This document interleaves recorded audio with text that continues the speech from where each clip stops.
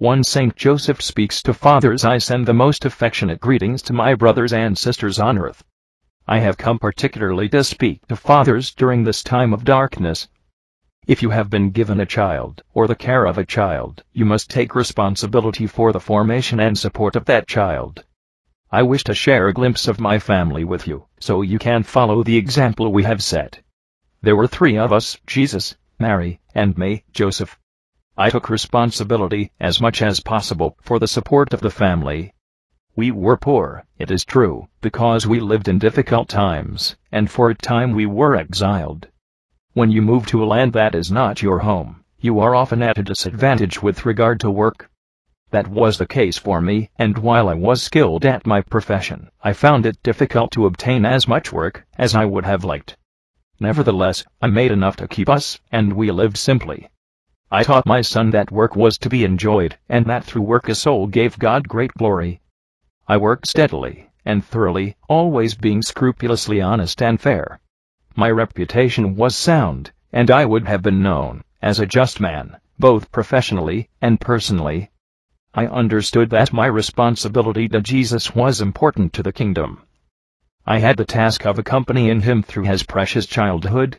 Jesus, I must say, did not require any real correcting, because he was a most beautiful and sweet boy. His kindness brought tears to my eyes, sometimes many times in one day.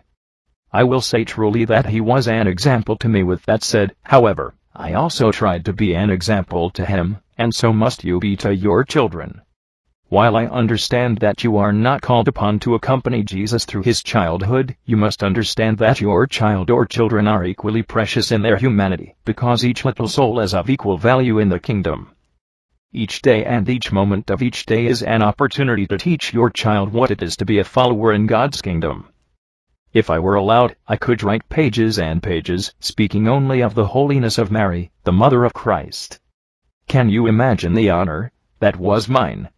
I was given the task of parenting with Mary as my partner. I will say briefly that Mary was the kindest, most gentle and most humble woman ever created by God. You must not think she was given these virtues, or that it was easy for her. This was not the case. Mary sacrificed each day and practiced these virtues. She was another constant source of example to me. How could I have been anything but virtuous living with these 2 heavenly creatures? Fathers, mine is the honor of instructing you on leading your families to Christ. Thank our loving Father in heaven for this grace, because it is a very beautiful thing for him to allow.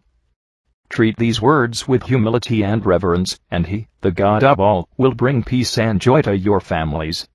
You can be another pocket of holiness, as we were, and I will show you how. Remember that you have great and limitless help from heaven.